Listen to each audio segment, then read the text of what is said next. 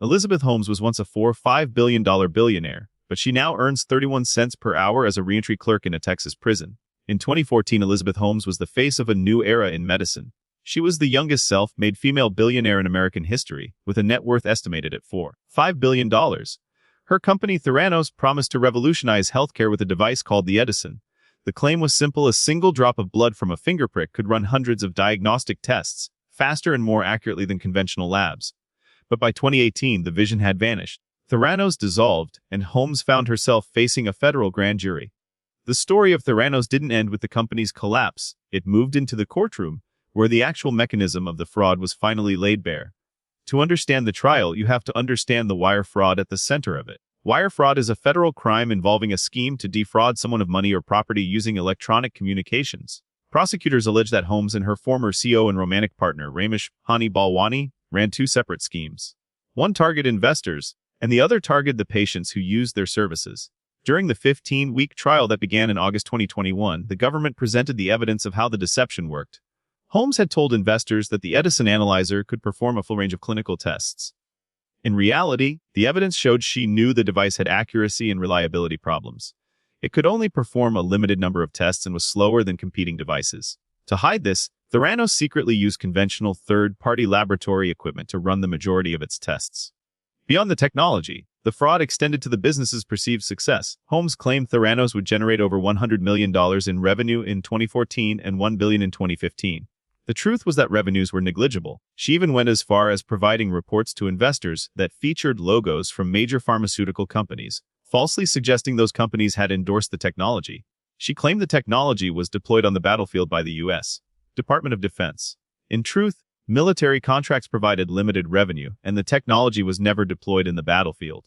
When Holmes took the stand, she testified for 7 days. Her defense was built on a narrative of belief and influence. She claimed she genuinely believed in the technology and had not intended to defraud anyone. She also introduced evidence of her relationship with Balwani, alleging he dominated her to the point where she was unable to make her own decisions. She argued he controlled her dress, her diet, and her interactions, and that this dynamic erased her capacity for independent judgment. She even prepared a mental defect defense to explain this submission. On January 3, 2022, the jury returned a split verdict. Holmes was found guilty of 1 count of conspiracy to defraud investors and 3 counts of wire fraud. This meant the jury believed she intentionally deceived the people who funded the company. However, she was acquitted of the charges related to defrauding patients. The jury distinguished between the deception of sophisticated investors and the harm caused to patients at Walgreens wellness centers. On November 18, 2022, Elizabeth Holmes was sentenced to 135 months, 11 years and 3 months, in prison. But she wasn't the only one. Balwani was tried separately. His outcome was worse. He was found guilty on all 12 counts he faced, including both investor and patient fraud. In December 2022, he was sentenced to 155 months, nearly 13 years. Then came the financial reckoning. The court ordered Holmes and Balwani to pay $52 million in restitution. This was a joint liability, meaning they were shared responsible for the total. The victims list read like a who's who of global wealth. $125 million went to media mogul Rupert Murdoch, along with payments to the Walton family, the founders of Walmart, and the family of former Secretary of Education Betsy DeVos.